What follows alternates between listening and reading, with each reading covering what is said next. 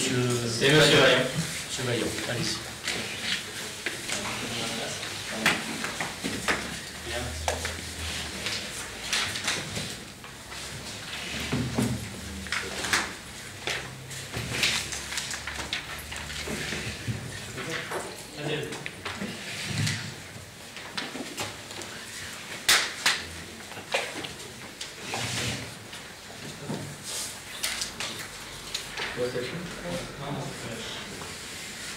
Donc, mes chers collègues, monsieur le maire, maintenant on va peut-être reparler un peu de démocratie. Vous savez, la démocratie, c'est cette grande idée qui se renforce, mais aussi qui se fragilise. Parce que parfois on progresse vers plus de démocratie, parfois on régresse vers moins de démocratie. C'est les aléas, parfois tragiques. En ce moment, on peut dire qu'on régresse au niveau global, au niveau national. Il y a des multiples faits qui nous démontrent ça. On va s'intéresser à un point précis, le nôtre, hein, parce que, comme vous l'avez dit, on est sur du local. Donc, vous m'entendez bien ou le masque couvre un peu? C'est difficile. C'est mieux son.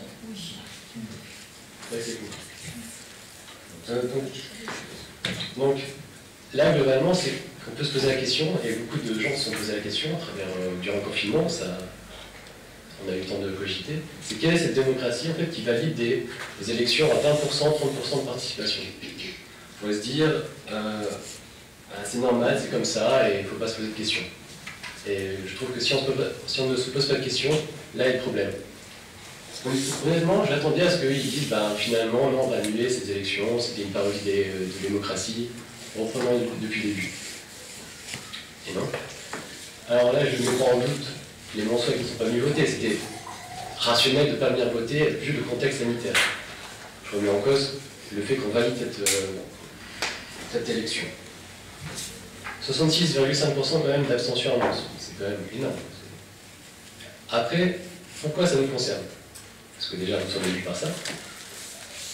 Et surtout que le pouvoir politique repose sur la légitimité. Quelle légitimité quand à peine 30% de la population du corps électoral est venue voter? Ça, c'est une question et je laisse en suspens. Parce que, bon, on ne peut pas y répondre maintenant, mais c'est vraiment, je pense, sur les 6 ans, il faut se poser cette question. Quelle légitimité avons-nous? Face à ça, comme là on est parti sur 6 ans, il est de notre devoir d'être le plus démocratique possible. Je pense que sur ça on est tous d'accord, vous l'avez redit monsieur le maire, démocratie, république. Donc pour ça on va impulser, je pense que on sera d'accord sur ça, pour que la démocratie soit le plus directe possible, c'est-à-dire qu'on implique les Monsois et les Monsoises donc derrière chaque acte politique, derrière chaque décision, pour redonner un peu de légitimité, ce qui me semble la base. On ne va pas se retrouver encore avec une dizaine de personnes qui gèrent 20 000 personnes, qui prennent des décisions pour 20 000 personnes, ça serait aberrant.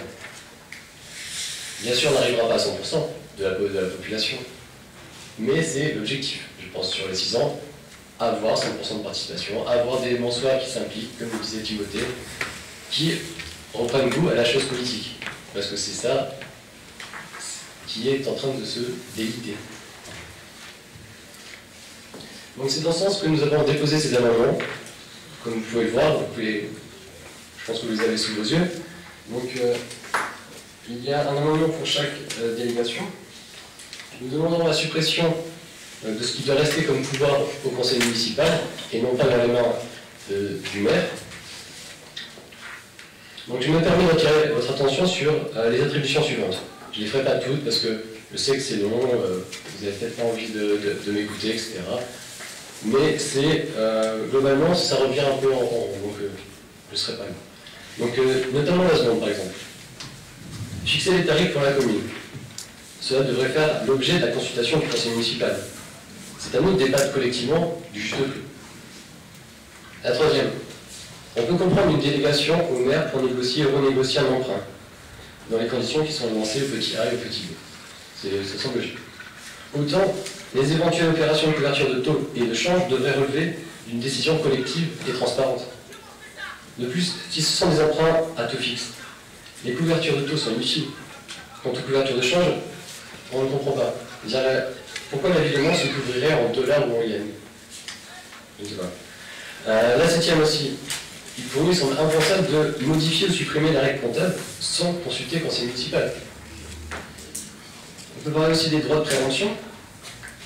L'achat de biens doit passer par le conseil municipal, ne serait-ce que pour éclairer les Mansois et les Mansoises. En plus, non contente de juste déléguer ses pouvoirs au maire, le maire pourra après redéléguer ses pouvoirs. Dire qu'en fait, on pensait qu'on a élu le conseil municipal pour faire de la sous-traitance, c'est, je ne sais pas. La 26e pour terminer, on y lit dans la limite de 5000 m² de surface de plancher. Donc en fait, quasiment tout le parc immobilier public. Donc encore une fois, le maire pourra procéder à la modification du paysage urbain sans débat ou avis du conseil municipal. Si par exemple vous prévoyez de raser l'école à Martine, on souhaite quand même avoir un débat, que les Mansois puissent s'impliquer, donner leur avis et se positionner dessus.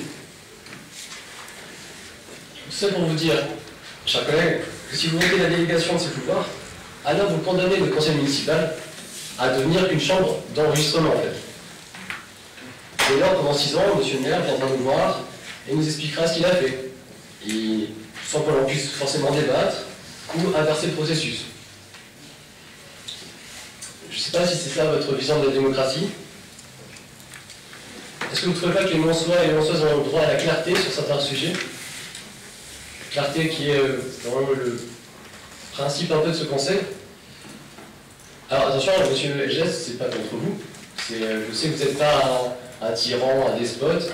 C'est juste, on parle bien de la fonction de maire, que le maire ne devrait pas avoir tous ses pouvoirs. C'est pas monsieur Elgès en particulier. Nous plaidons juste pour que les pouvoirs, le plus de pouvoirs possible, restent dans notre sein, au conseil municipal. Et par-delà, aux habitants, puisque nous représentons les habitants. Ce sont nos engagements de campagne et nous les tiendrons jusqu'à la fin du mandat. C'est là ce qu'on voit l'intérêt général en fait, vous voyez. Et finalement, on n'est pas excentrique à faire ça. On se range derrière des personnes comme Montesquieu qui disait que tout homme qui a le pouvoir est poussé à en abuser, ou encore Louise Michel qui disait que le pouvoir corrompt et maudit. Ce qui, je pense aussi, on le voit avec des personnes des fois qui abusent du pouvoir et qui s'accrochent au pouvoir. Donc pour conclure, on peut voter ces amendements en 2 blocs. Les amendements que vous acceptez et ceux que vous refusez, ou alors on peut procéder à un vote à chaque amendement, je vous laisse le choix. Je pense qu'il faut faire le choix de l'intérêt général. Et je terminerai sur ça. Si cette élection était démocratique, faisons en sorte que le conseil municipal, lui, reste démocratique. Je vous remercie.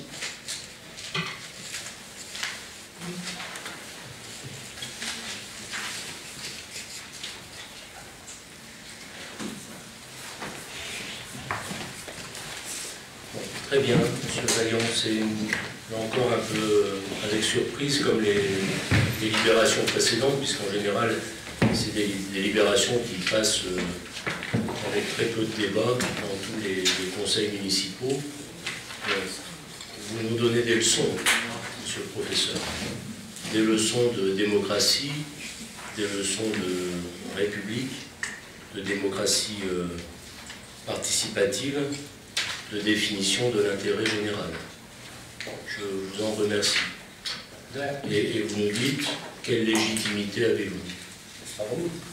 Bon. Moi, la légitimité, il y a peut-être la légitimité de cette élection, qui a eu lieu dans des conditions très difficiles. J'en attendais pas moins de votre part, même si la défaite, il faudra la digérer un jour, il faudra savoir la surmonter à un moment donné, et que vous ayez ces arguments-là.